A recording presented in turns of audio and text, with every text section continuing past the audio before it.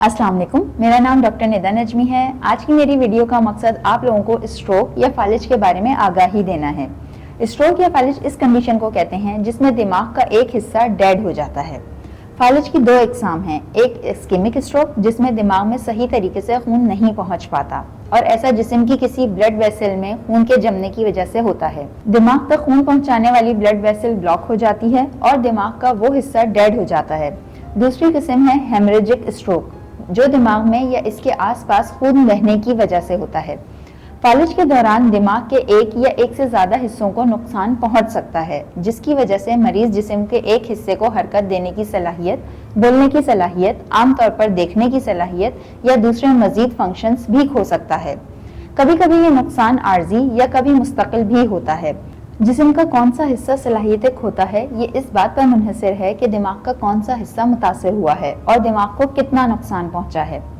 फालिज के लिए बहुत से खतरे के अवामिल हैं। मिसाल के तौर पर इस्केमिक स्ट्रोक उन लोगों में ज़्यादा होता है जिनकी उम्र 40 साल से ज़्यादा हो, दिल की बीमारी हो, हाई ब्लड प्रेशर या हाई ब्लड कोलेस्ट्रॉल हो, तंबाकू नोशी या मनशियात का इस्तेमाल करते हों, ज़ियाबतीज़ हो, पहले भी इस्केमिक अटैक हो चुका हो, गैर फाल जिंदगी और वर्जिश ना करते हों, मोटापा हो या पहले ब्लड क्लॉट हो या हो चुके हों या खानदान में दिल की बीमारी और फालिज रहता हो।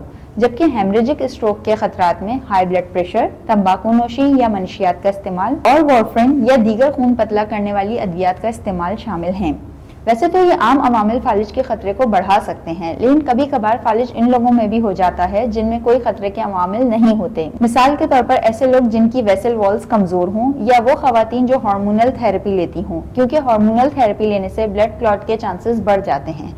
फालिज की अलामात अक्सर अचानक नमूदार होती हैं और फिर या तो आर्जी तौर पर बेहतर हो जाती हैं या आहिस्ता आहिस्ता मजीद खराब हो सकती हैं। इसका इन्हिसार स्ट्रोक की किस्म और दिमाग के मुतासरा हिस्से पर होता है। फालिज की अलामात जानकर मरीज की जिंदगी बचाई जा सकती है। इन अलामात को एक निमोनिक बी फास्ट से याद किया जा सकता है, जिसमें बी इज फॉर बैलेंस मतलब खड़े होने या चलने में दुश्वारी, ई इज फॉर आईज मतलब बीनाई में तब्दीली, एफ इज फॉर फेस मतलब चेहरे की कमजोरी या तब्दीली, ए इज फॉर आर्म मतलब एक या दोनों बाजुओं की अचानक कमजोरी, एस इज फॉर स्पीच मतलब बोलने में दुश्वारी, टी इज फॉर टाइम फालिज के इलाज में वक्त बहुत अहम है। जितनी जल्दी इलाज शुरू होता है सेहतयाबी के इम्कानात इतने ही बेहतर होते हैं।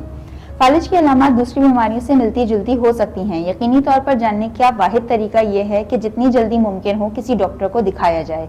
अगर आप ये अलामात अपने अंदर महसूस करते हैं तो खुद ड्राइव करके हॉस्पिटल जाने की कोशिश ना करें, बल्कि एम्बुलेंस या किसी रिश्तेदार की मदद लें। फालिज की तशखीस के लिए डॉक्टर आपके फौरी तौर पर कुछ टेस्ट करा सकते हैं, जैसे कि सीटी स्कैन या MRI स्कैन या ECG वगैरह। इस्केमिक स्ट्रोक के बाद इलाज का मकसद दिमाग के मुतासर हिस्से में खून के बहाव को जल्द अज जल्द बहाल करना है। यानी फालिज की अलामात के बाद पहले चंद घंटे बहुत अहम हैं। इस वक्त में डॉक्टर मरीज को फौरी तौर पर ब्लड क्लॉट्स को तोड़ने वाली दवा देता है ताकि दिमाग में खून का बहाव बहाल हो सके और कम से कम ब्रेन डैमेज हो। कभी कभी बंद ब्लड वेसल खोलने के लिए दवा के साथ कैथेटर्स का इस्तेमाल भी किया जाता है। फौरी इलाज के बाद फिर लंबे अरसे के लिए काफी अद्वियात तजवीज की जाती हैं, जिनमें ब्लड प्रेशर को कंट्रोल करने, कोलेस्ट्रॉल को कम करने, एंटी प्लेटलेट और खून को पतला करने वाली अद्वियात शामिल हैं। जिन लोगों को फालिज हुआ है इनमें बहुत से मसाइल पैदा हो सकते हैं। दरहकीकत फालिज के बाद होने वाली तकरीबन निस्फ अमवात तिब्बी पेचीदगियों की वजह से ही होती हैं।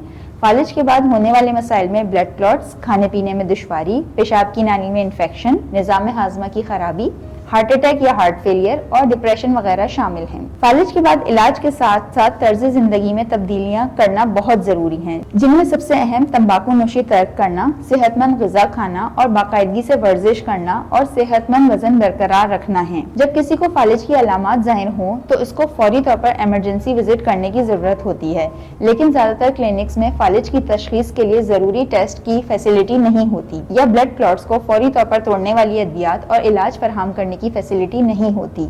इसलिए ये जरूरी है कि वक्त ज़ाय किए बगैर मरीज को फौरी तौर पर ऐसे हॉस्पिटल ले जाया जाए जहां ये तमाम फैसिलिटीज मौजूद हों। स्ट्रोक के असरात आर्जी या मुस्तकिल हो सकते हैं और मरीज जिज़वी या मुकम्मल तौर पर फंक्शन खो सकता है। मरीज की देखभाल करने वाली मेडिकल टीम तवील माजूरी के खतरे के बारे में अहले खाना को रहनुमाई दे सकती है। तहम ये नताइज एक शख्स से दूसरे शख्स में बहुत मुख्तलिफ हो सकते हैं और ये पेशगोई करना हमेशा मुमकिन नहीं होता कि क्या होगा, खासतौर पर स्ट्रोक के पहले कुछ घंटों या कुछ दिनों में। स्ट्रोक या फालिज से मुतालिक मजीद सवालात के लिए मुझसे मेरे पेज के थ्रू राब्ता किया जा सकता है। शुक्रिया।